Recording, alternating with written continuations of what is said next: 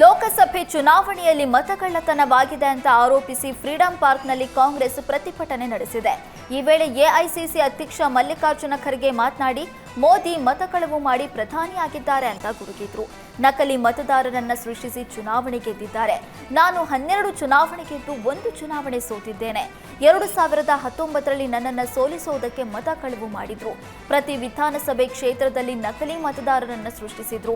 2019ರಲ್ಲಿ ನನಗೆ ಇದು ತಿಳಿಯಲಿಲ್ಲ.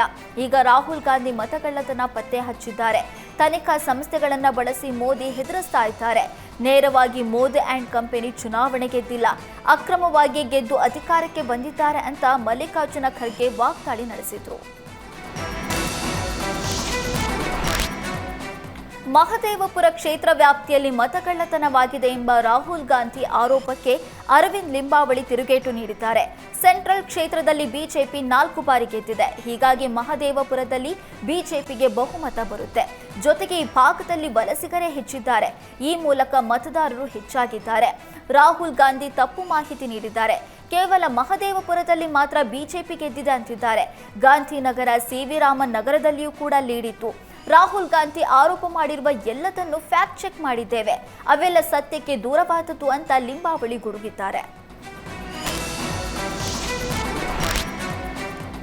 ಚುನಾವಣಾ ಆಯೋಗದ ವಿರುದ್ಧ ಮತಕಳ್ಳತನ ಆರೋಪ ಮಾಡಿರುವ ರಾಹುಲ್ ಗಾಂಧಿ ವಿರುದ್ಧ ಬಿಜೆಪಿ ರಾಜ್ಯಾಧ್ಯಕ್ಷ ವಿಜಯೇಂದ್ರ ಕಿಡಿಕಾರಿದ್ದಾರೆ. ಕಾಂಗ್ರೆಸ್ ನಾಯಕರು ಮೂರ್ಖರಂತೆ ಮಾತನಾಡ್ತಿದ್ದಾರೆ.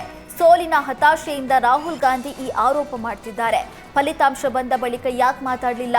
ಈಗ ರಾಹುಲ್ ಗಾಂಧಿ ಬೆಟ್ಟ ಕಡಿದು ಗುಡ್ಡ ಅಗಿತಾ ಇದ್ದಾರೆ. ಏನೋ ಕಂಡು ಹಿಡಿದವರಂತೆ ಮಾತಾಡ್ತಿದ್ದಾರೆ ಅಂತ ವಿಜಯೇಂದ್ರ ಆಕ್ರೋಶ ವ್ಯಕ್ತಪಡಿಸಿದರು. ಬೆಂಗಳೂರಿನ ಬಳಿಕ ಹಾವೇರಿ ಗದಗ ಲೋಕಸಭಾ ಕ್ಷೇತ್ರದಲ್ಲೂ ಮತಕಳವು ಆರೋಪ ಮಾಡಲಾಗಿದೆ. ಹಾವೇರಿಯಲ್ಲಿ ಎನ್ಡಿಎ ಅಭ್ಯರ್ಥಿ ಬಸವರಾಜ ಬೊಮ್ಮಾಯಿ ಜಯಗಳಿಸಿದ್ರು. ಇದೀಗ ಕಾಂಗ್ರೆಸ್ ಪರಾಜಿತ ಅಭ್ಯರ್ಥಿ ಆನಂದ ಗಡ್ಡದೇವರಮಠ ಮತಕಳವು ಆರೋಪ ಮಾಡಿದ್ದು ರಾಹುಲ್ ಗಾಂಧಿ ಜೊತೆ ಹೋರಾಟ ನಡೆಸ್ತಾ ಇದ್ದಾರೆ. ಈ ಬಗ್ಗೆ ಹಾವೇರಿ ಕಾಂಗ್ರೆಸ್ ಜಿಲ್ಲಾಧ್ಯಕ್ಷ ಸಂಜೀವ್ ಕುಮಾರ್ ನೀರಲಗಿ ಮಾಹಿತಿ ನೀಡಿದ್ದು, ಇವಿಎಂ ವೋಟಿಗೂ ಒಟ್ಟು ಮತದಾನಕ್ಕೂ ವ್ಯತ್ಯಾಸ ಆಗಿವೆ. ಇಲ್ಲಿ ಕೆಲವೊಂದಿಷ್ಟು ಡಬ್ಲಿಂಗ್ ಮತ್ತು ನಕಲಿ ಮತದಾನಗಳು ಆಗಿವೆ. ಚುನಾವಣಾ ಆಯೋಗವನ್ನ ಕೇಂದ್ರ ಸರ್ಕಾರ ದುರುಪಯೋಗ ಪಡಿಸಿಕೊಂಡಿದೆ. ಈ ಬಗ್ಗೆ ಶೀಘ್ರವೇ ಸಂಪೂರ್ಣ ಸಾಕ್ಷಿಗಳೊಂದಿಗೆ ರಾಹುಲ್ ಗಾಂಧಿ ಬಹಿರಂಗಗೊಳಿಸುತ್ತಾರೆ. ಮುಂದಿನ ದಿನಗಳಲ್ಲಿ ಜಿಲ್ಲಾ ಮಟ್ಟದಲ್ಲೂ ಹೋರಾಟಕ್ಕೂ ರೂಪುರೇಷೆ ಸಿದ್ಧತೆ ಮಾಡಿಕೊಳ್ತೀವಿ ಅಂತ ಹೇಳಿದರು.